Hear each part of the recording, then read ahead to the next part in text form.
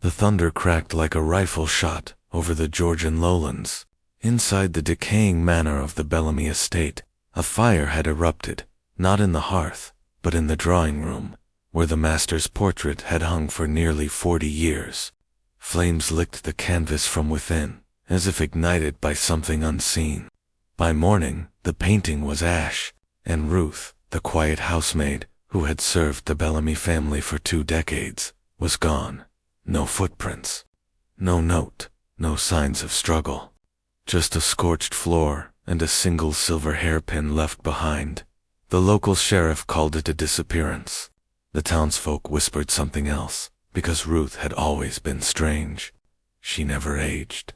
She never left the estate. And she was the only one who ever cleaned the portrait. This isn't just a southern ghost story. It's a historical anomaly buried in the archives of 1902 Georgia, one that researchers, skeptics, and descendants still argue about today. And it begins with a storm, a fire, and a woman who may never have existed at all. If stories like this make you question what's real and what's forgotten, subscribe now. The truth is layered, and we're just getting started. The rain had stopped, but the air still smelled of ozone and scorched oil paint. The kind of air that lingers after something unnatural has happened. The kind that makes even silence feel charged. By dawn, the Bellamy estate stood half buried in mist, its windows dull with soot and age. Built in 1865, just after the Civil War. The manor was a relic of another world, the kind that refused to let time finish what history had started. The brick had turned a kind of bruised red over the years. Vines had swallowed the east wing. Every shutter sagged like a tired eyelid. Locals called it the house that forgot to die. Inside, the smell was heavier: linseed oil, wet wood, and something faintly metallic. The main hall still bore the scars of last night's fire. A single section of the north wall had blackened completely, the plaster cracked open like charred skin, and at the center of it all, or what remained of it, was the portrait. Colonel Thaddeus Bellamy, painted in 1867. It had hung in that same hall for nearly a century and a half. The colonel in his Confederate uniform, one hand on a saber, the other resting on a hound that had no name in the family record. His expression was still, but never peaceful. A veteran's kind of stillness, the kind born of things remembered, but never spoken. Locals said the painting was cursed, but they always said that about the Bellamys. Wealth never sat quietly in that family. And yet this portrait, this particular canvas, carried its own reputation. It had been commissioned by a French artist, Émile Duret, a man who arrived in Georgia in 1867 and was found dead 3 weeks later in a rented room in Savannah. No wounds, no struggle, just a single line written in his notebook: "He would not let me paint his eyes twice." The Bellamys paid the funeral costs and sent the body home in a sealed coffin. The painting arrived the same week. For decades, it hung untouched. The varnish yellowed, the eyes darkened, and the family dwindled. By 1923, only the colonel's great-grandson remained, and he sealed the estate after his mother's death. The portrait stayed behind, waiting as if for something it already knew would come. The fire started 102 years later. According to the sheriff's report, a lightning storm rolled over the ridge just before midnight. Neighbors saw a flash brighter than the others, followed by the sound of something bursting inside the house. When the volunteer fire department arrived, the east wing was already gone. Yet nothing else burned like that wall did. The flames hadn't spread. They had stayed in a perfect oval, consuming only the portrait.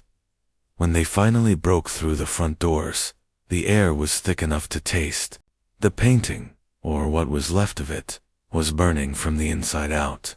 No wires, no lamps, no source of ignition, just a frame, glowing faintly red as if the fire was alive beneath the pigment. By the time they put it out, the damage was localized, an impossible event that every witness later described the same way. It looked like the canvas wanted to destroy itself. The sheriff, A quiet man named Coulson filed a preliminary report 2 days later. No signs of arson, no evidence of intruders. But one person was missing. Ruth. She'd been the housekeeper, or so the records said. The neighbors thought of her as part of the house itself. Small, gray-haired, always in the same black dress. Her presence was a kind of constant hum in the background of the estate's decay. She rarely left the grounds. Some said she'd been with the family since the 1940s, but the employment records, buried deep in the county archives, told another story. Hired in 1882, that would have made her over 80 at the time of her supposed hiring. Impossible. Even then. Yet there her name was, written in the same ink as every other staff member's, signed by the last surviving Bellamy heir. No birth certificate, no next of kin, just a single initial beside her name, R. When they searched the house after the fire, they found her room untouched, the bed neatly made, her shoes lined beneath the window, but her uniform, the one she wore every day, was gone. There were footprints leading away from the kitchen, through the wet grass, and then nothing, as if the ground had refused to hold her weight. The sheriff ordered the debris cleared by morning. He wanted everything catalogued, every hinge, every burnt scrap of frame. He said it wasn't a crime scene, but his tone suggested otherwise. 2 days later, an archivist from the county was brought in to assess the damage. Among the ashes where the portrait had hung, she found something the firefighters had missed. A small section of the canvas about the size of a hand had not burned through. It was charred at the edges, but intact in the center. Beneath the soot, faint but visible, was the outline of an eye. Not both, just one, pale blue, staring outward. The paint around it shimmered slightly, like oil on water. When she turned it toward the light, the pigment seemed to shift, as if the eye were following her. She wrapped it in cloth, labeled it, and sent it to the evidence room. By the next morning, it was gone. The sheriff blamed Miss. The archivist quit her position the following week, claiming she couldn't sleep, that she kept seeing light flickering behind her eyelids. In the official report, the cause of the fire was marked as unknown. The file was closed without comment, but in the town of Waycross, stories move faster than records. They say if you drive past the Bellamy estate on a humid night, you can still see the faint glow through the north window, the shape of a man, half turned, toward the door, standing where the portrait used to hang. And they say that sometimes, when lightning strikes the ridge again, the same smell fills the air, ozone, oil paint, and something else. Something that doesn't belong to weather or man. A year later, a survey team sent to inspect the property found a small patch of scorched soil exactly beneath where the portrait had burned. The pattern was circular, almost deliberate. Beneath the top layer of ash, they uncovered something that shouldn't have been there at all. A piece of glass, thick, curved, like the surface of an eye. It had been fused into the stone foundation, as if it had melted its way inward, not out. They took photographs, samples, then sealed the area again. The report ended without conclusion. Another unsolved anomaly in a century of quiet. Once, but in the sheriff's private notes, the ones found decades later in a locked drawer, there was one final entry written in unsteady script. Ruth came to me last night, said the colonels, watching again. Said he's almost finished burning, and beneath that line, a smear of something dark, like dried pigment. But the strangest detail wasn't the fire. It was what they found beneath the ashes. The town of Darien, Georgia, had only one photograph of Ruth, and it was taken by accident. It was 1904, a humid July afternoon. The Bellamy family had gathered for a reunion on the south lawn, dressed in lace, linen, and the practiced ease of people pretending the war's shadow had long passed. Someone had brought a camera from Savannah, a rarity in town back then, and captured a single, grainy exposure at first glance. It was ordinary, a proud southern family, framed by magnolias and afternoon light. But in the back, behind the gathering, half caught in the reflection of a parlor window, stood a woman in black, her posture straight, her face unreadable, and her eyes strangely bright, as if reflecting light that wasn't there. That was Ruth. For most, in Darien, she had never been anything but a rumor in a pressed dress. No birth certificate, no record of parents, no mention in any church registry. The first and only official note of her existence appeared in 1882, when she was hired by the Bellamy matriarch, Lydia Bellamy, after the death of her husband. The ledger entry listed her simply as Ruth, housemaid, permanent. She never left the estate after that. Locals remembered her as quiet, polite, and strange in a way that was difficult to name. She didn't age, not in any way people could measure. The children who once waved to her from the road grew up, married, and buried their parents, while Ruth remained the same. Gray hair, pale skin, eyes that caught the light like wet glass. She walked the same path each morning from the servants' quarters to the main house, carrying a basket of folded linens. She never stopped to speak. When she did, her voice was described as low, but not old. One man who worked the grounds in the 1920s said she could stare right through you, not with malice, but as though she saw something you didn't.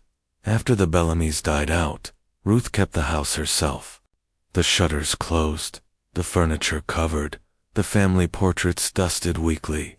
The estate became a landmark no one visited, except to whisper about the woman who outlived them all. There were stories, too many to confirm, that she was a nurse during the war, that she'd once been the colonel's caretaker, that she wasn't born at all but inherited, like the land itself. The county census listed her inconsistently. In 1900, she was 51. In 1920, 54. In 1940, 52. Each entry signed in the same handwriting, the same sharp loops dot in the courthouse archives. Her name appears in a handful of deeds and maintenance records, always written without a surname. Just Ruth, sometimes in cursive, sometimes in print, as if no one knew how to file her correctly. But it wasn't until the 1970s that anyone began to ask real questions. A local historian named Miriam Keene, then in her 30s, was researching Reconstruction-era estates for a county restoration project. Her work led her to the Bellamy property, already condemned and overgrown. She'd heard of the fire, the missing painting, the strange stories about Ruth, and she didn't believe a word of them, at least, not at first. In an interview, years later, she said what struck her wasn't what she found in the house, but what she didn't. No photographs, no letters, not a single personal item in Ruth's quarters, except a small leather-bound notebook on the dresser. The pages were brittle, the ink faded, but she could make out one line repeated several times. I tend until tended no more. No signature, no date. Miriam began tracing the woman through public records, tax logs, birth registries, property deeds. Every trail ended in the same year, 1883. That's when Ruth's name appeared in the county ledger for the first time. Not as an employee, not as a resident, but under a column labeled Property Transfers. It listed several estate assets, livestock, furniture, and, at the bottom of the page, Ruth 21 unit. The document was authenticated, notarized, and filed under agricultural records. No one could explain how or why. When Miriam showed the entry to the county clerk, he assumed it was a transcription error, a misclassification from the days when slavery's residue still haunted Southern bookkeeping. But when she returned to the archive weeks later, the ledger page was missing, the bindings still intact, but the single leaf torn cleanly from the center. That's when she requested access to older Bellamy family correspondences, hoping to trace the purchase record back. What she found instead was a letter, written by Lydia Bellamy in 1882, to a cousin in Savannah. The woman came as if sent, though I do not know from where. She tends the house without rest or complaint. The colonel's portrait troubles her. Sometimes I find her standing before it for hours, whispering. I have never asked to whom. The handwriting faltered near the end, as though the ink itself hesitated.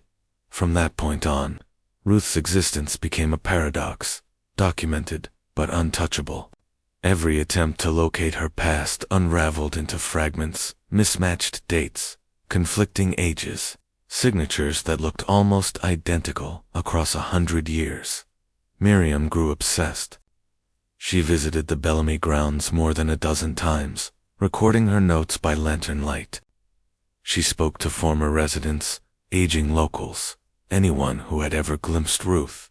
One man, born in 1898, recalled seeing her as a boy. She was walking down by the oaks, carrying a mirror. She stopped, turned toward me, and I swear the light bent around her face, like the air wanted to hide her. Another, a postal worker from the 1930s, said she would accept mail for the Bellamys, long after their deaths, signing receipts in that same looping hand. By 1976, Miriam had compiled over 200 pages of interviews, letters, and observations. The tone of her writing shifted gradually from academic to personal, almost fearful. Her final entry, dated October 14th, read simply, "She isn't gone. The fire didn't take her. She's waiting for someone to finish what was started." 2 weeks later, Miriam resigned from the Historical Society. She told colleagues she was moving north. No forwarding address was ever found. The notebook she discovered in Ruth's quarters was sealed in the county's archive vault, where it remains to this day. A pale indentation runs through its final page, as if something had been pressed hard against it, the faint outline of a hand to this day. No verified record of Ruth's birth exists. No obituary, no grave.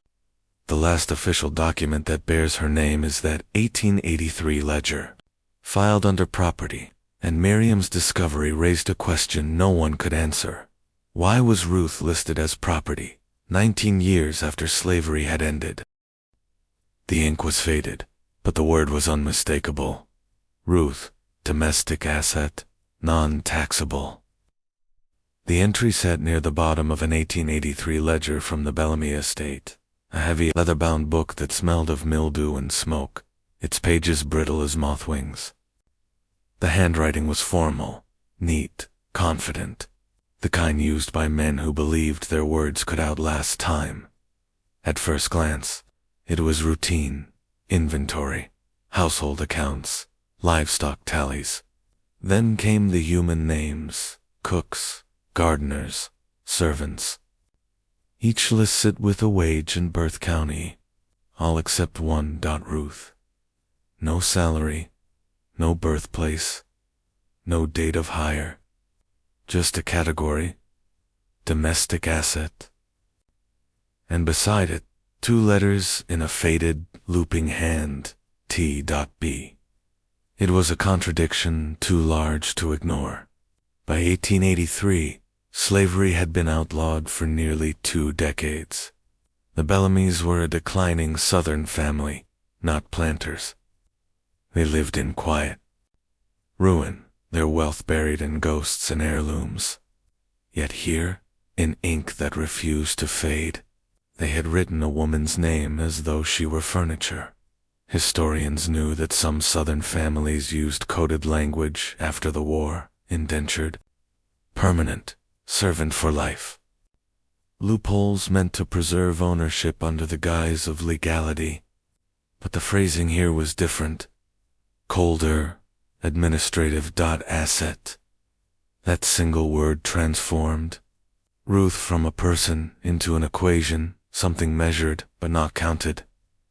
When Miriam Keene discovered the ledger in 1975, it was stored in a mislabeled archive box beneath courthouse records from the Reconstruction period.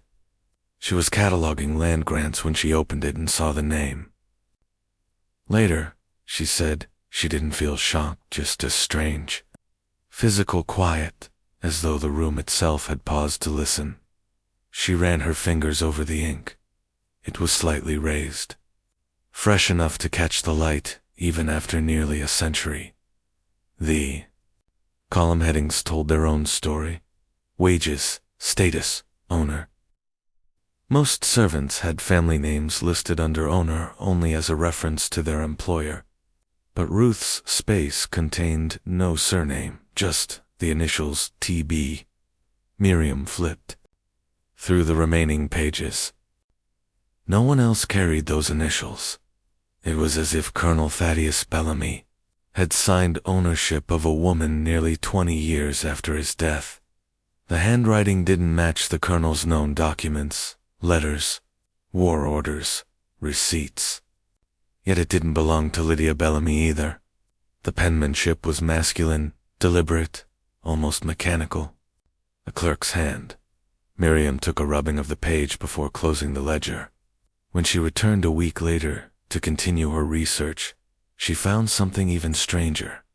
In a storage drawer labeled Estate Redundancies, another ledger sat. Beneath a layer of dust dated 1897. The Bellamys had kept records long after the family line was said to have ended. Inside, the ink was darker, the entries more fragmented. There were fewer names now, no wages, no staff lists, just repair notes, supply shipments, and one line that Miriam recognized immediately. Ruth, domestic asset. But this time, her name had been crossed out. Once, cleanly, then rewritten, bellowed in a different hand. The first strike-through was bold, almost angry.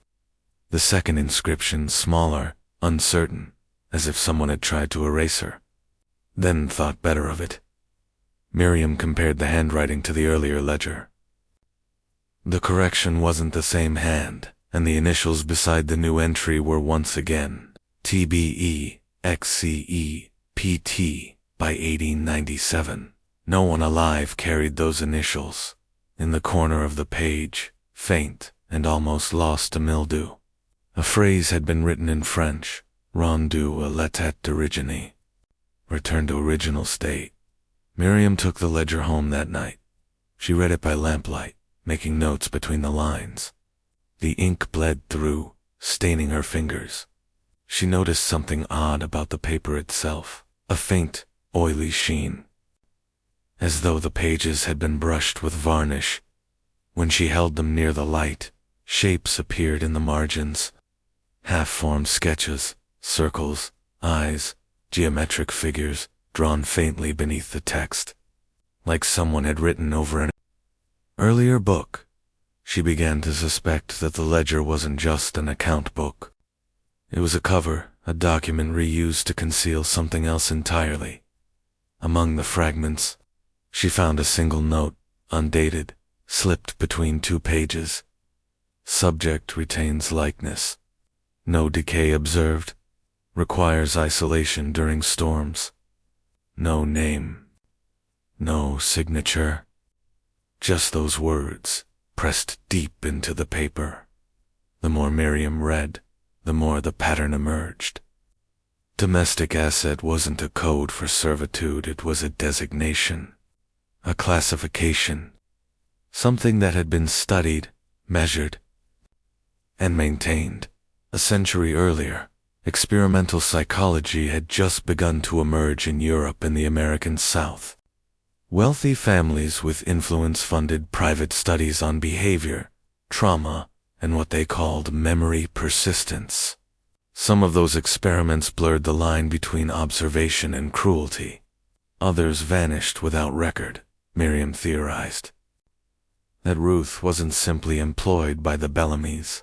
She had been kept by them, possibly as part of one of these undocumented psychological trials. A living experiment in isolation, routine, and endurance. It explained the contradictions. The lack of aging, the absence of wages, the vanishing paperwork. If the Bellamys were studying her, they would have had reason to control every record of her existence. But the more Miriam pieced together, the less sense it made. How could one woman persist through decades unchanged? How could the same name, same face, appear in photographs 50 years apart. Unless what they were studying wasn't Ruth at all, but something inside her. In one of her field journals, Miriam wrote a line she later crossed out. Perhaps the Colonel's obsession was not with painting her, but preserving her. She noted that the French artist who painted the Colonel had studied under Parisian psychologists, men obsessed with the mind's reflection in art. Duret's death, she realized, came only weeks after completing the portrait. His final note, "He would not let me paint his eyes twice," now carried new weight. If Duret's work had been part of the same experiment, perhaps the portrait itself was an extension of it, a continuation. When Miriam returned to the Bellamy estate the following spring, she found the ledgers missing from the archive vault. The clerk who'd signed them out said no one had requested them. His records showed they'd never existed. But in her private papers, found years later after her disappearance, she'd copied one final passage from the second ledger, a line that didn't match the rest of the entries. Subject reverted. Eyes no longer compliant. Awaiting instruction from TB. The ink was darker, written with pressure that nearly tore the page. For decades, historians debated the meaning. Some dismissed it as forgery. Others believed it evidence of a secret lineage of Southern pseudoscience, a remnant of men who believed memory, obedience, and even life itself could be conditioned. Yet one fact remained. No record of ATB existed in the Bellamy family after 1872. No living man bore those initials. Miriam's notes end there. Her handwriting trails off mid-sentence, as if interrupted. But the last line in her journal, faint, smudged, written in a trembling hand, was clear enough to read. The initials match only one name. The man in the portrait never stopped signing. The Savannah Art Guild still refuses to display the Bellamy portrait's replica, not because of its style, but because of its curse. The painting sits in a temperature-controlled vault beneath River Street, wrapped in linen, its glass frame sealed with tape that bears the words "Do not unbind." Few remember the man who made it, Etienne Moreau, the French portraitist who arrived in Georgia in 1867 with a wooden case of brushes and an obsession with faces that seemed to breathe. He called his work less portraits, vivants, living portraits. Patrons described feeling the gaze of their own likeness long after the artist left. He was said to paint not what he saw, but what he felt. In early winter that year, he arrived at the Bellamy estate, a manor still haunted by the collapse of its own legacy. Thaddeus Bellamy, the master of the house, had lost half his fortune, his children, and, some said, his mind. Moreau was invited to paint him as a monument to endurance. For 11 days, the painter worked in the east parlor. The curtains remained drawn. Only a single lamp was allowed near the easel. Witnesses said Moreau refused company, except for one servant, Ruth. She was tasked to bring him water, polish his lenses, and remain silent as he painted. But silence was never complete. According to the recovered pages of his journal, he wrote that Ruth spoke without sound. Her eyes told me more than the mouth of any man.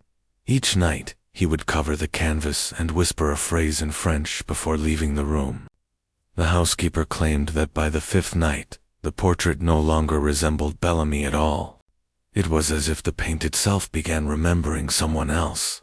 She told an interviewer years later, by the 11th morning, Etienne Moreau was gone. His trunk remained by the hearth, his brushes still wet. The painting finished, varnished, and hanging above Bellamy's chair, seemed to appear overnight. No coachman saw him leave. No port recorded his departure.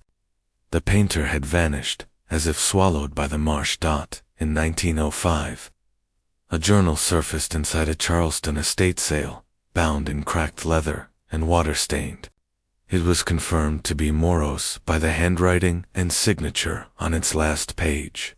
Inside were fragmented sketches of the Bellamy household, the parlor, the cracked mirror, the child's toy left by the stair. But every page circled back to Ruth. He called her the soul of the house, a woman born of light and burden, and once, cryptically, the one he does not wish me to paint. Archivists who examined the book noted a repeated symbol near Ruth's name, 2 interlocking initials, TB. Rumors spread that the original portrait hid something beneath its surface, that under certain light, another figure appeared behind Bellamy, faint, spectral, a woman's outline pressed beneath the paint like a forgotten thought. A caretaker, in the 1920s, claimed to have seen it. He described a reflection shifting behind the master's shoulder whenever moonlight struck the frame. He quit the following day, refusing his wages. When restorers finally approached the painting decades later, the canvas cracked under the first solvent test. Pigment analysis confirmed layers inconsistent with the original period. Someone had altered it. But when the Savannah Guild commissioned a replica to preserve what remained, the unease deepened. The replica was faithful, every fold of Bellamy's coat, every shadow on the wall, yet it carried something the original did not. Visitors reported feeling watched. One restorer claimed the eyes of Bellamy changed tone depending on who stood before it. A critic dismissed it as suggestion until the digital scan in 2002, high-res imaging revealed brushwork along the right edge inconsistent with Moreau's technique. These strokes were coarse, hurried, almost corrective, as if someone tried to erase a second figure. Then came the deeper scan. Beneath layers of varnish and time, investigators found minute ridges embedded in the oil, fingerprints. They belonged to no registered artist of the period. Too large for Ruth, too small for Bellamy, and yet the partial whorls matched the smudges found on the margin of Moreau's surviving sketches, meaning someone else had touched the canvas after his disappearance. But before the paint had dried, the revelation disturbed the guild. The replica, once intended for public display, was sealed away, officially, for preservation concerns, unofficially, because several researchers involved in the scan reported identical dreams, a voice whispering in French, and a woman's silhouette standing in the corner of the studio light. Theories multiplied. Some believed Moreau faked his death, embedding himself into his own work. Others proposed he was silenced, that Bellamy, unsettled by what the portrait revealed, had him removed. But the strangest hypothesis came from a historian in Marseille, that Moreau had experimented with early photographic emulsions, substances that could capture faint reflections of light invisible to the eye. If true, the portrait may contain more than paint. It might contain presence. The pattern of the fingerprints, concentric, overlapping, suggests more than accident. They form an impression near the shoulder, where the alleged outline of Ruth was once seen. Forensic light reveals residue like powdered bone mixed into the pigment, a technique no artist of that era recorded. When the guild debated reopening the case, the curator ended the discussion with a single sentence: "The painting doesn't want to be seen, even now." The portrait remains locked beneath the city, a face entombed in canvas, surrounded by silence, thick as dust. And yet, under ultraviolet scan, a final detail emerges, one no restorer can explain. Near the lower corner, etched faintly into the varnish, are 3 letters, RTH, initials written not with a brush, but by a fingertip dragged through wet oil, the same oil that carries another man's fingerprints. The Savannah Art Guild maintains that the replica is merely art, but each person who's stood before it says the same thing, that when the room falls quiet, the painted eyes seem to move ever so slightly, as though looking not at Bellamy, but past him. And in that stillness, if you listen long enough, the air carries what Moreau once described, a voice that speaks without sound. The basin was polished daily, but no one ever saw their own face in it. Only Ruth's it sat in the drawing room of the Bellamy Manor, upon a carved mahogany stand. Even in the dim light, it seemed to emit its own pallid glow, a silver basin that reflected everything and nothing, a mirror that obeyed no laws of glass or light. Servants were instructed to clean it each morning with vinegar and cloth, though none stayed at the task long. They said that when you looked too long into its surface, you saw her, the housemaid who wasn't there. Ruth Guest described her as quiet, deliberate, never raising her voice, always stepping carefully, as if her feet feared the floor. Yet her image lingered everywhere, not in portraits or photographs, but in that basin. Each visitor to the manor left with the same story, while washing their hands or leaning over to admire the craftsmanship. They would catch a reflection, a dark figure, a woman standing behind them, head slightly bowed. When they turned, the room would be empty. By 1889, the Bellamy estate had decayed into a museum of grief. The family line had thinned. Only one heir remained, and even he refused to enter the drawing room after dusk. "The basin," he said, "breathes when the fire goes out." The first written account came from a botanist named Alaric Tully, who visited. In the spring of 1901, he was cataloging the surviving plant species along the Georgian coast and accepted a night's lodging at the estate. In his journal, he described the drawing room as smelling faintly of salt and metal, as though the sea had entered through the walls. His entry from April 7th reads, "At precisely 10:30, I saw in the silver basin a woman's eyes calm, resigned, and watching me. Ruth, I was told, tends to the stables. But when I stepped to the window, she was outside with the horses." He left the next morning before breakfast. His journal ends abruptly 2 days later with a final line. "The reflection follows water." When the estate was abandoned in 1912, preservationists catalogued the artifacts. Most of the furniture rotted away. Paintings mildewed, would split.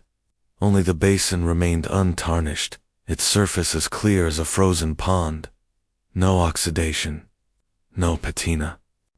Nothing human could dull it.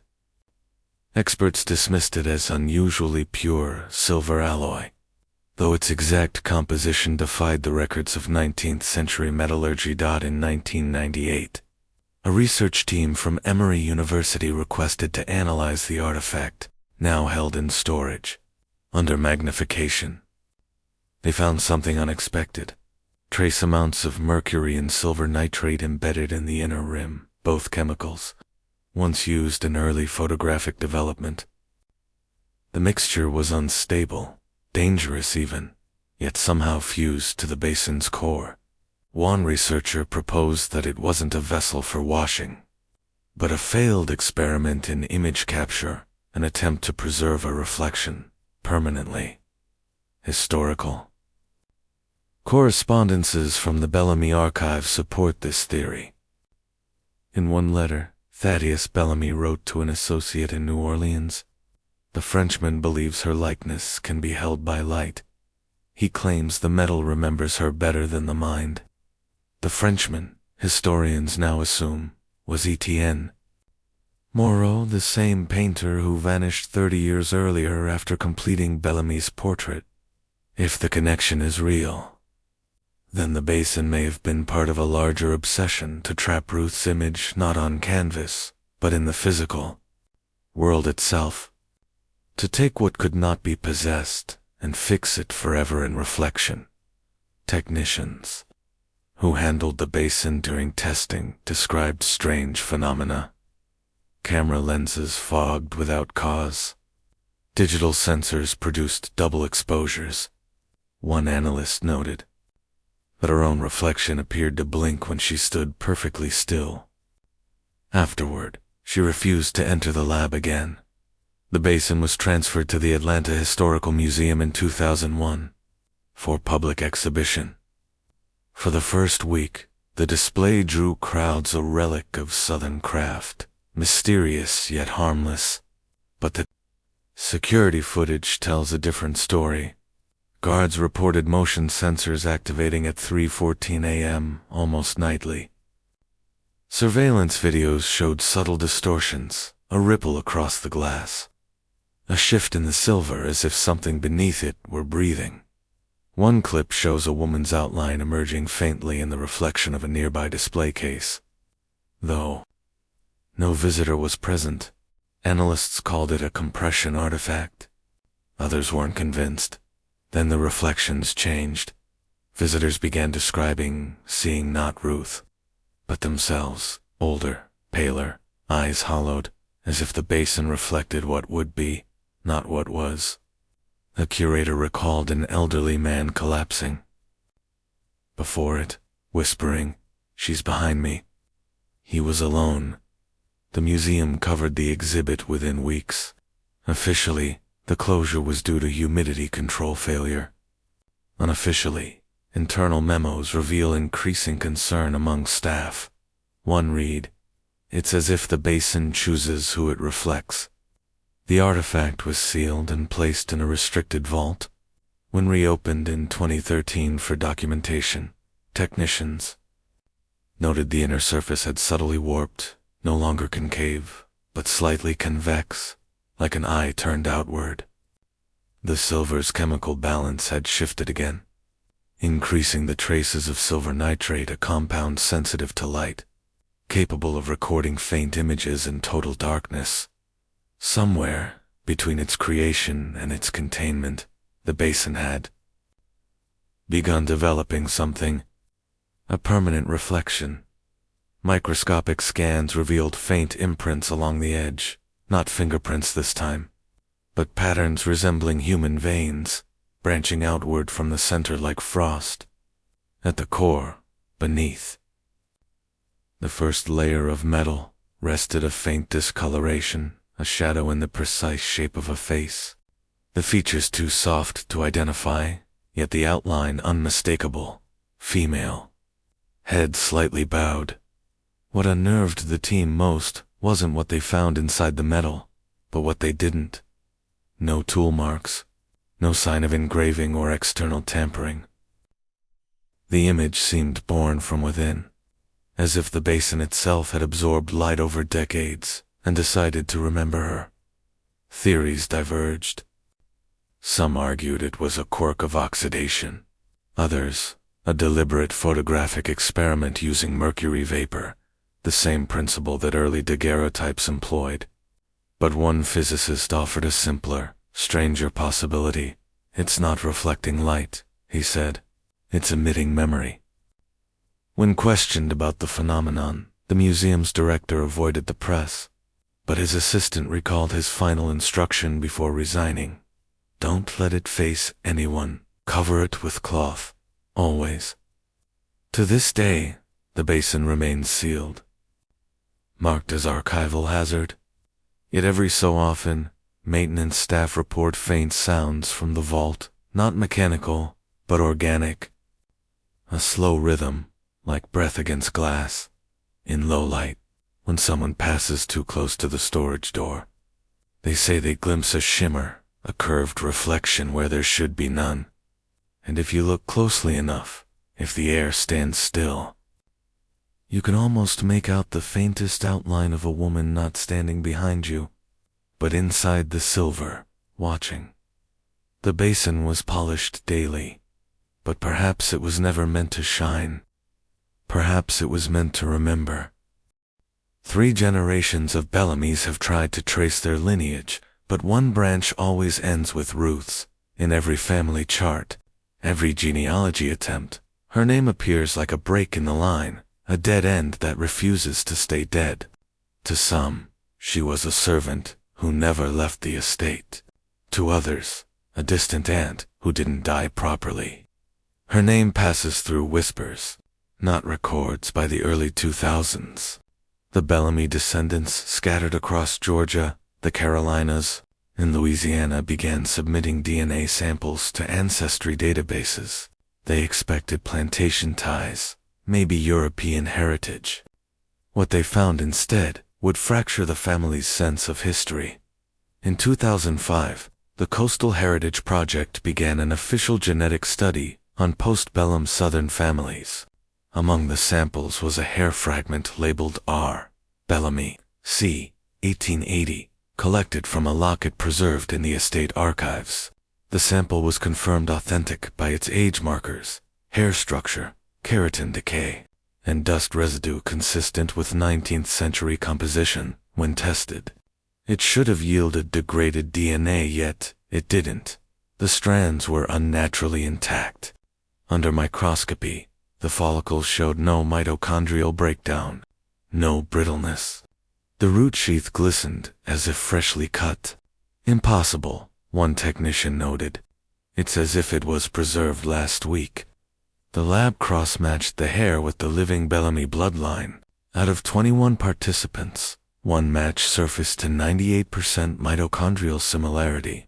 The participant, Eleanor Bellamy Ward, a retired schoolteacher from Savannah, was listed as a fifth-generation descendant. Statistically, the match suggested direct maternal connection, but Ruth had no known children. At first, it was dismissed as contamination. Samples were retested, machines recalibrated. The result held. Eleanor shared more genetic identity with Ruth than with her own siblings. The deeper anomaly lay in the remaining 2%. The genetic markers that didn't align with any known human population. Not African, not European, not indigenous. The nucleotide sequences followed no recorded haplogroup. They appeared foreign, not extraterrestrial, but engineered. The research team reached out to Dr. Lena Harrow, a geneticist specializing in biopreservation. Harrow, known for her work on Civil War medical specimens, had spent years studying unintentional mummification through experimental embalming compounds used in the late 19th century. When she examined Ruth's hair, she noticed traces of mercury, formaldehyde, and something else, an unidentifiable polymer residue. Her theory was cautious at first. If someone attempted to preserve her, they succeeded too well. But Harrow's research unearthed an even darker implication. During the Reconstruction era, certain physicians operating under private funding conducted longevity experiments on domestic laborers. The goal, to extend cellular endurance under extreme heat and starvation. Most of the subjects disappeared from medical records by 1882. One ledger from the Bellamy estate, dated that same year, referenced Ruth, dia specimen, condition stable. The handwriting matched Thaddeus Bellamy's. Harrow's correspondence revealed her unease. "It isn't just that the hair survived," she wrote in 2006. "It's replicating itself, in controlled lab conditions." The sample showed slight elongation under heat exposure, keratin expansion beyond natural limits, followed by contraction to its original state. No decay, no molecular fatigue, like a living fiber responding to stimuli. Harrow submitted her findings to the Journal of Molecular Anthropology, but publication was delayed indefinitely. The lab funding was pulled 6 months later. Then came the final test, the one she never released publicly, using Ruth's preserved hair and blood from Eleanor Ward. Harrow conducted a mitochondrial recombination experiment, a routine comparison meant to confirm lineage. The computer output failed to register to separate donors. The sequences fused. Every test iteration merged both DNA sources into a single genetic profile, as if the system recognized them as one organism. When Harrow rechecked the base pair count, it had changed. The resulting dataset contained more sequences than either original, a surplus of code, as though something had been added during fusion. Her final lab note reads, "There should not be new DNA, but there is, and it carries Ruth's signature." The lab cameras captured what happened next. The computer crashed. The monitor went black, but the sequencing printer continued running, spewing 48 pages of unreadable genetic script. The output line repeated one phrase. Machine translated from binary. Pattern continues. Eleanor. Ward was informed of the test results, but refused further contact. In her statement to the university, she wrote, "If she's still part of us, let her rest." Dr. Harrow went silent for 3 months. When colleagues visited her home in 2007, they found her office sealed. Inside were printouts of genealogical trees with Ruth's name circled at every generation, sometimes at the top, sometimes at the root. Her last recorded communication was a letter mailed to the Savannah Historical Society. If the line ends with Ruth, it's because she wrote the ending herself. Some scientists dismissed her findings as stress-induced delusion. Others quietly referenced the Bellamy anomaly in closed forums, a genetic data set that violates known inheritance patterns. The Ruth sample still exists, stored in an undisclosed university archive. Unofficially, staff who've handled it report unusual interference. Wi-Fi routers drop, lights flicker, and static forms in security footage. One technician claimed to hear faint whispers through the sequencing machine's hum, the sound forming words he could almost understand. Every decade, someone attempts to replicate the test. The data always resolves the same way. Ruth's DNA refuses separation. It merges, consumes, and redefines whatever it's compared to. In genealogical databases, her entry remains unclassified. The system marks her as non-human sequence. Yet her mitochondrial markers, the same that trace maternal inheritance, recur faintly in over 40 modern samples from the southeastern United States. Not identical, but echoing, as if her code dispersed, subtly, through time, to the Bellamy descendants. She is legend, the servant who watched over generations. To historians, a mystery of record-keeping. But to biologists, she is something else entirely, a living pattern, still moving beneath the dust of a century. 3 generations tried to trace their bloodline. None realized it was already tracing them. And when the final Bellamy heir agreed to one last DNA test in 2021, the lab reported an error, an impossible reading. Both samples, Ruth's and his, registered identical time stumps in molecular age. No degradation, no difference, as if neither had aged at all. The file was sealed that same week. The university labeled it archival fiction. But deep in the metadata, Dr. Harrow's digital signature remains. Next to a single line she added before her account was deleted, the pattern continues. The lightning struck at 12:04 a.m., exactly 22 years after the last fire. For a moment, the estate stood in perfect stillness. Then the rain fell in sheets, washing down the stone walls like the earth itself was trying to erase what it remembered. Locals said the Bellamy storm always came on time. 22 years apart. Always violent, always destructive, and always followed by something or someone missing. In 1902, it began with a portrait fire. The original oil painting of Ruth Bellamy, kept in the west parlor, ignited without warning. The servants claimed the flames had started behind the canvas, crawling outward like veins of light. When the ashes were cleared, only the frame survived. 22 years later, in 1924, the library burned. The blaze started at midnight. In the upper shelves, where the family kept journals from the 1800s, firemen found no electrical source. But witnesses said they saw blue light pulsing between the windows before the first crack of thunder. By 1946, the pattern had a name, the Bellamy cycle. That year, the attic collapsed under what the newspapers called unexplained vibrations. Inside, they found fragments of old mirrors, warped as if melted from within. One beam of wood bore a blackened mark shaped almost like a human hand. In 1968, it was the east mirror that shattered. The family matriarch at the time, Margaret Bellamy, told a neighbor that she had seen a reflection move, even though she hadn't. She described it as a second self, standing behind me, waiting. 2 nights later, the storm arrived. The basin in the main hall cracked clean through, spilling water across the tiles like blood from a wound. A family guest vanished that night, a man named Owen, who had been documenting Bellamy genealogy. His car was found at the end of the drive, doors open, headlights on. The rain had washed away his footprints.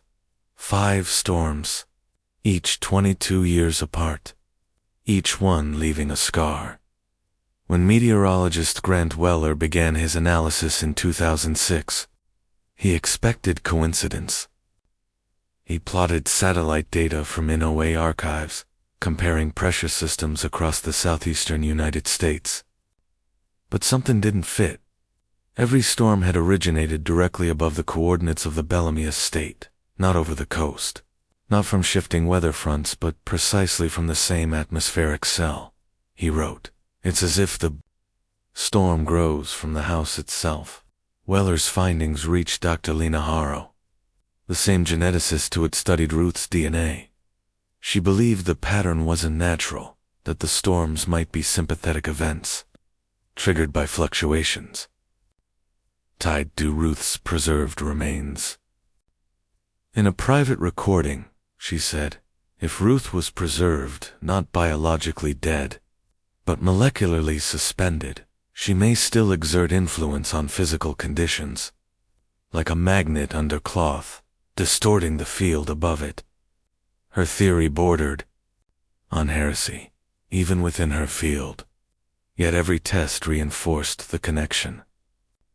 The estate's foundations contained high traces of ionized metal, residues of static discharge. Trees within a quarter-mile radius grew in curved patterns, as if leaning towards something unseen. The locals avoided the place. By 2011, the house was empty except for one caretaker, a man named Ellis, whose father had worked there during the 1968 storm. Ellis described hearing a hum in the walls whenever lightning flashed. He said it wasn't sound, exactly. It was more like pressure, like the air holding its breath. Then came the forecast. In early spring of 2012, satellite models began detecting an atmospheric buildup above the region. Pressure changes, circular and tightening. Grant Weller was among the first to recognize the interval exactly. 22 years since 1990. He wrote one final note in his journal before vanishing from public view. It's not weather, it's memory. On April 17th, the clouds formed low, thick, metallic. Witnesses from nearby towns saw flashes with no thunder. The first strike hit at 12:04 a.m. Power grids failed for 10 miles. For exactly 21 minutes, the Bellamy estate glowed, faintly, as though lit from within. When daylight returned, something was missing. The top floor, gone. The roof had caved inward, but there was no debris, no collapse pattern. It looked as if the upper rooms had been erased. The caretaker's quarters remained untouched, except for one object found on his desk, a small, blackened key, labeled Ruth. Authorities ruled the event electrical fire with unknown accelerant, but aerial footage taken days later showed an anomaly, a spiral burn pattern on the lawn, identical in radius to the foundation of the original Bellamy Chapel that once stood there in the 1800s. Historians reviewing the footage noticed something else. In several frames, during the lightning strike, a figure appeared in silhouette by the eastern window, motionless, hair unbound, facing the storm. Forensic image analysts dismissed it as optical distortion, but when they overlaid the outline with Ruth's 19th century portrait, the proportions aligned perfectly. In the months that followed, The land refused to settle. Compasses malfunctioned. Soil samples showed abnormally high conductivity, and the humidity around the property remained constant to 84% regardless of season. Some said the cycle had finally ended. Others believed the storm had taken what it came for. But Harrow disagreed. In her final recorded statement, she whispered, "The pattern was never destruction. It was renewal. Each storm resets the bond between her and the earth. The next one won't burn what's left, it'll reveal what's been waiting underneath." The next interval was calculated for 2034. If the pattern holds, the sky over the Bellamy estate will darken again at 12:04 a.m., and whatever that storm uncovers may finally tell us whether Ruth Bellamy ever truly died. The envelope was sealed with wax, deep red, cracked from age. Inside was a letter dated 1902, addressed only to the one who will remember. Archivist Miriam Keene found it by accident. She'd been cataloging the last surviving books from the Bellamy estate before the storm renovations began. The library was a ruin, its air thick with mildew and ash, the scent of soaked parchment rising from the floor. When she leaned on the lower shelf of the northern alcove, the wood shifted. Behind it, the sound of hollow space. She pried it open with a palette knife, and the compartment gave way, revealing a small velvet pouch, a tarnished hairpin, and an envelope. The pouch contained a lock of hair, golden brown and coarse with age. The hairpin was delicate, engraved with initials, R.B., but it was the letter that stopped her. The handwriting was unmistakable. It matched Ruth Bellamy's journal fragments, but smoother, more deliberate, as if written by someone not hurried, but waiting. The letter began simply, "To the one who will remember, I am still here." Miriam copied the words into her notebook, but the ink bled slightly, as though the page itself resisted duplication. The letter described a process one Ruth called the binding. She wrote of her fear of storms, of mirrors, of her own reflection, aging while her face did not. She said Thaddeus Bellamy had not hired her, but chosen her, as she was not born to serve, but to preserve. Her words carried the rhythm of confession. I was to be the still point in his experiment, a vessel that time would circle, but never touch. He promised I would not die, only remain. Miriam paused there. The ink grew darker halfway through the sentence, as if the pen had been pressed harder into the paper. Ruth's next line read, "But each storm takes something. I can feel it. It burns, but not in the flesh. It burns in the memory." Below that, Ruth described the ritual. 3 elements: silver, fire, and silence. Silver to reflect, fire to consume, silence to seal. She wrote that the ritual must occur when the air hums like a string before lightning, and that Thaddeus had warned her never to speak during it, not even to cry out. Miriam traced her finger along the words. The parchment was warm, faintly oily, as though touched by human skin not long ago, but the date was 1902. The storm that year had destroyed the original portrait of Ruth. Halfway down the page, the tone changed. The writing grew tighter, trembling. Ruth described how she began to hear whispers inside the portrait room, voices repeating her own thoughts seconds after she had them. She begged whoever found the letter to end the cycle by breaking the reflection. Then came a line that made Miriam's pulse quicken. The storm is not outside. It begins where the fire was first lit. Within me. The final paragraph was shorter, written with uneven spacing, as if the writer's hand was shaking. Ruth wrote that she could no longer tell which of her reflections was real, that her image had begun to move independently of her body. She ended with a plea.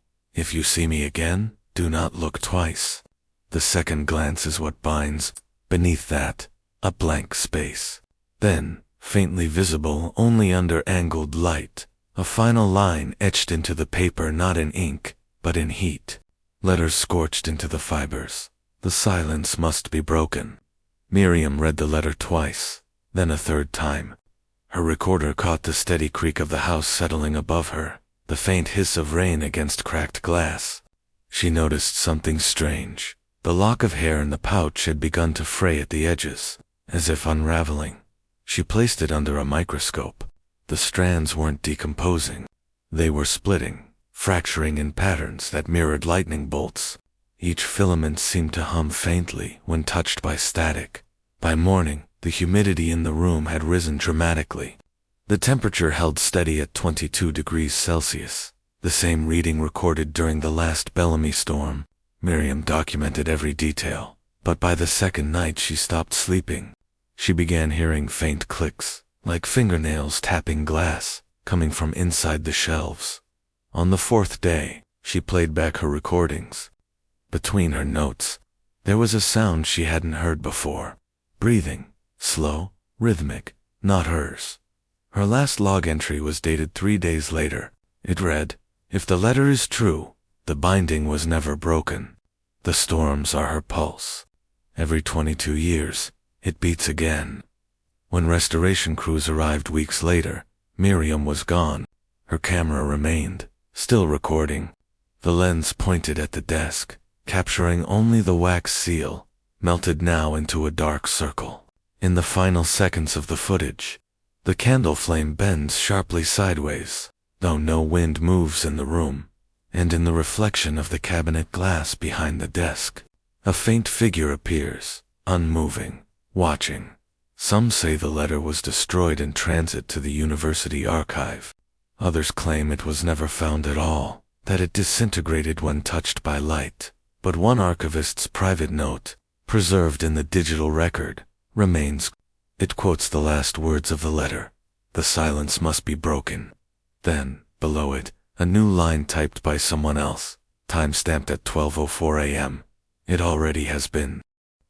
The museum's curator stared at the DNA report, then at Ruth Bellamy's photograph, and whispered, "She shouldn't exist." The test results came from 2 separate labs. Both confirmed the same impossible truth. Ruth's genetic code matched no known human lineage. Her DNA was human in structure, but the base pair sequences contained insertions unseen in any recorded genome. To the scientists who studied it, it was as if someone had written a new language using human letters. The sample came from a single strand of hair, recovered from the Bellamy estate, sealed in glass since the 19th century. It was dated, authenticated, and cross-examined, but when they compared it to modern mitochondrial DNA, the computer flagged it as non-viable. Then, after recalibration, it generated something stranger, a near-perfect match to herself, as though the sample belonged to a person whose only relative was the reflection in a mirror, in the quiet of the museum's analysis room. The curator adjusted the photograph under the lamplight. Ruth's eyes, pale and unfocused, seemed to look past the lens, and behind her shoulder, faint and ghostly, was the outline of another face blurred. Unfinished. The report's margin contained a handwritten note from Dr. Lena Harrow, the geneticist who had retested the sample before vanishing. "She is real, but not born." Historians debated whether Ruth had been a psychological invention, a projection of the Bellamy family's grief after the war. Others proposed a supernatural origin, a haunting that evolved into flesh. Yet one emerging theory, pieced together from Morrow's journals and Bellamy's private correspondences, suggested something colder, that Ruth was created. The Bellamy letters spoke of a vessel for memory, of binding legacy to form. Thaddeus Bellamy, an amateur chemist obsessed with immortality, had experimented with silver nitrate, mercury, and preservation rituals, substances that, decades later, became central to early photography. Some scholars now believe he had tried to give memory a body, to manifest remembrance itself as a living being. The evidence was disturbing. Ruth appears in photographs dated before her supposed birth year.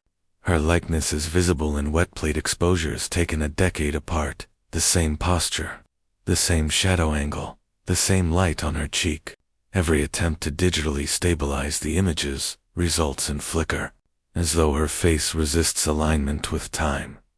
Psychologists who reviewed the case argue she represented the Bellamy's inability to release loss, a grief so deep it formed consciousness, the living embodiment of what they could not forget.